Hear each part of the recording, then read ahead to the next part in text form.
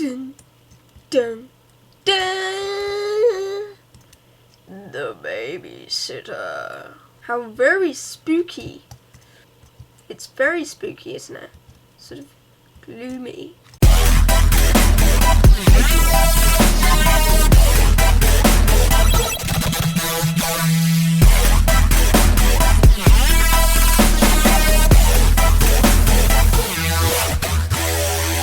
Today we are playing the Scary Stories Ride by this guy here, by Vision Psych 7. So go check him out because he makes loads of these rides.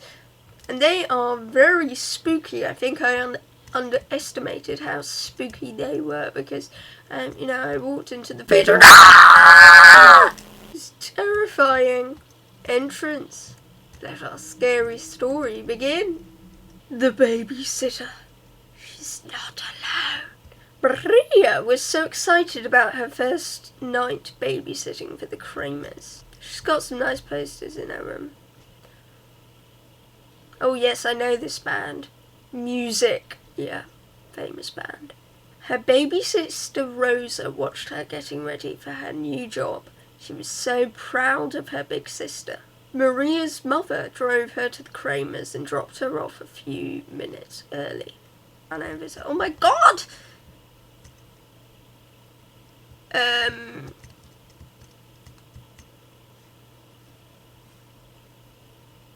Okay. The Kramers were happy to see Maria. Our phone number is on the fridge and you can help yourself to whatever food or drinks you'd like, Mrs. Kramer told her. The children are upstairs, so just check on them now, and then you can use the basement if you like. There are TVs and games to play, okay? There's also a monitor down there so you can hear the kids. We're so happy we found you, Maria! Then the Kramers said goodbye and left. Oh my god, there's that guy again! Maria went directly upstairs to check on the children. They were safe and sound asleep. She went into the kitchen to get the phone number and a soda before heading down to the basement. The basement had a large flat-screen TV, a pinball machine and some games. But Maria just hey! You're not supposed to get out of the art! Get out! Out! A pinball machine and some games, but Maria just wanted to go online. You're selfish, Maria! You're addicted to your phone! Soda. That's a bit creepy. Aren't you just a little bit concerned by that cloud? Maria went online and began watching some videos while glancing at the monitor lights every now and then. I'm not going to judge. After a while, she decided to play some pinball. She put the monitor on the pinball machine and started to play. She got a little too creeped out by the crown statue next to the machine, so she took the blanket from the sofa and covered the clown. No, you should get rid of it! Throwing a blanket over it isn't going to help, Maria! Ugh, Maria!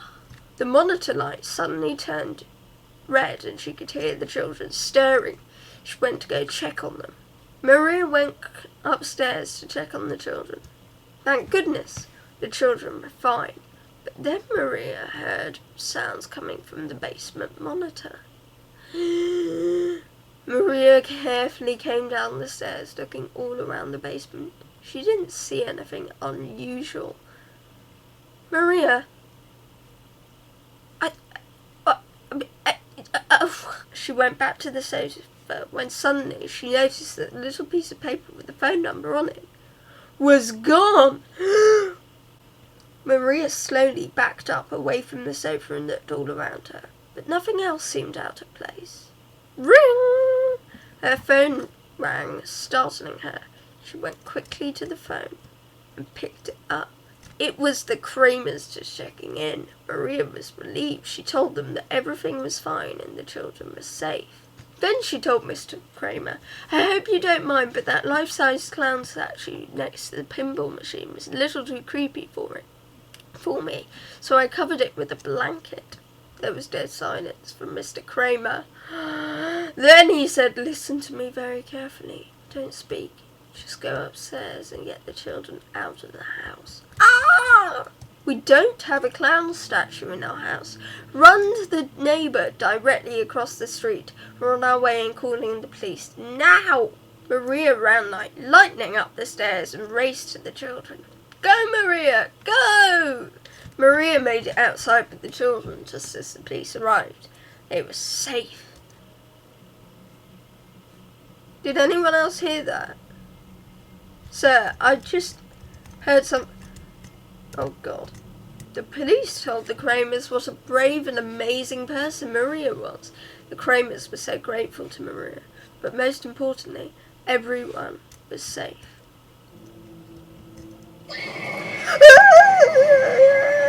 Oh my God. Oh my God. Oh my God. Oh my God. Oh my God. The pig with the pumpkin head. Hold on to your seat. Excuse me, sir. You're selling me something that I don't have. I don't have a seat. Hello again. Okay, people are talking a language that I don't understand. Yeah, basically. The golden arm. My heart was pounding. I was so scared. Oh my God, literal chills. Oh my God, I fell out of my chair. There once was a little girl named Elizabeth who was born with only half of her left arm. She was a sweet little girl and everyone loved her. Elizabeth grew up to be a very intelligent and beautiful woman, but none of the men in town seemed interested in her or asked for her hand in marriage. You see, I think you're going for the wrong men. You see, because these men, they're top hats. I don't like them. Pathetic. Elizabeth's heart was broken. She thought she would never find love. Aww. Then one day she met a handsome and wealthy man named Colin. They fell in love immediately. Not long after, Colin asked Elizabeth to marry him, and she said yes! The wedding was like a fairy tale. Nobody had seen... Sorry, can I just take a second? Okay, we look at him here. No hair. Yeah. We look at him here. Hair. We look at him here. No hair. It's ridiculous. Make your mind up, mate. Instead of giving Elizabeth a gold ring, he gave her a beautiful golden arm. What? The golden arm fit perfectly. Now, Elizabeth had a complete left arm and it was beautiful. Elizabeth and Colin were happy as could be. But then, tragedy struck. Elizabeth fell terribly ill. So she takes off the arm and she just leaves it on a counter. Elizabeth changed completely. She became cruel and screamed at Colin all of the time.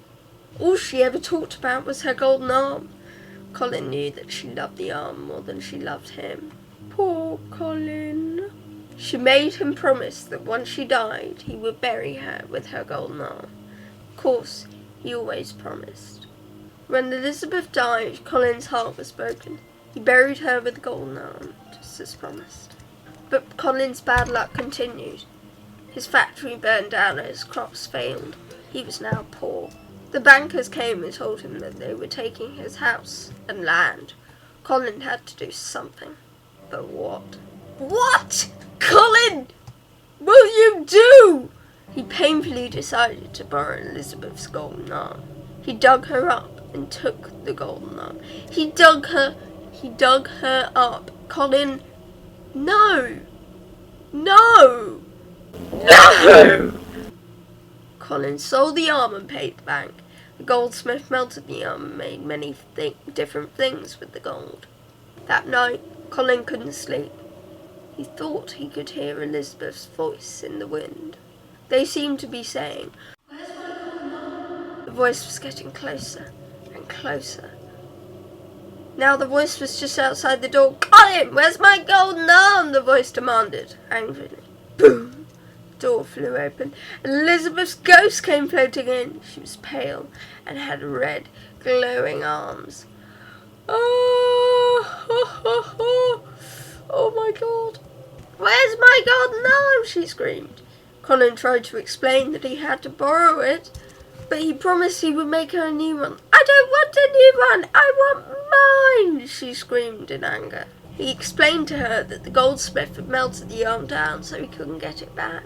Elizabeth shrieked in anger and flew over to Colin. She grabbed him and dragged him back to her grave. No one ever saw or heard from Colin again. They say Elizabeth is still roaming the earth looking for every drop of her golden arm. And we all know that gold is found in many different electrical devices like phones, computers, or iPads. Oh God! Maybe some of Elizabeth's golden arm is in your phone, computer, or iPad.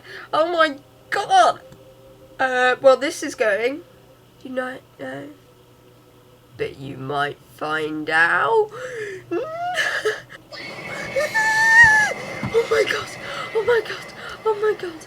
Oh. No, Mr. Sir, I didn't like that one. No, I didn't. This is the last time I'm ever gonna see you, ma'am, because these stories are giving me a bit of a heart attack. So, alright. Bye. I now know what you're seeing. You're seeing the future. The brightness of the future. Or you're AFK. The passenger. So creepy. Talk about chill. Maggie was so excited about going to her senior dance at the high school. She could hardly contain herself. Look at her. She's going mad. As soon as she was ready, she grabbed her sweater and ran out front. The girls would be by to pick her up soon. Before she knew it, the girls were there. She jumped into the car and off they went. Room for one more? I want to have a crazy night out too. Sit down here. It's in the middle. Everyone was so excited. They rushed into the school and went straight to the gymnasium to see the decorations. Oh, this cool dude. He's such a cool dude. The decorations was wonderful and everyone was having a great time. There's that sweater! Ha! But after a while, Maggie found herself alone. No one asked to dance or pay any attention to her. She was sad. The sweater!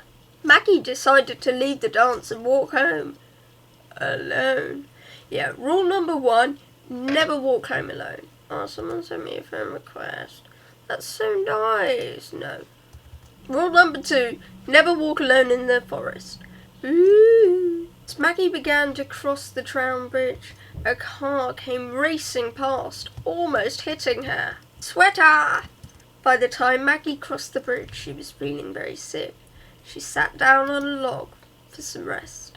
A few minutes later, another car pulled up and stopped. A man got out and walked over to Maggie to check on her. Rule number 3, never talk to strangers. People, seriously.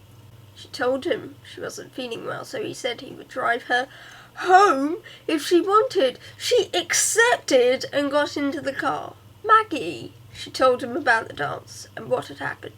He tried to cheer her up as best as he could. He was a very nice man. Oh, so he seems. Soon Maggie was home and the man wished her well and told her to feel better. Maggie thanked him and he drove off.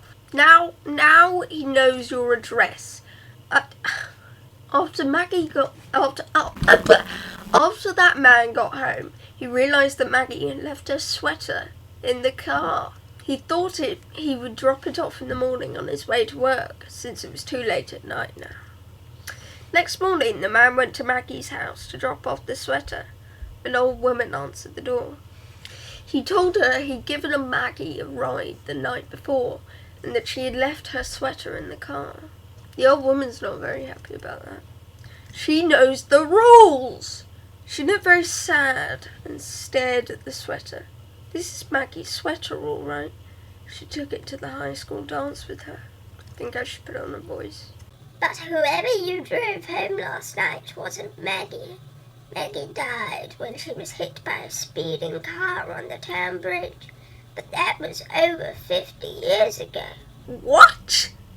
Ooh, things just got interesting. Oh. Ah! No! No! That ruined the surprise! No! No!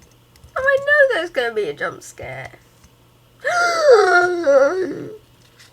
Goodbye, ma'am. It's been nice meeting you. You're confused.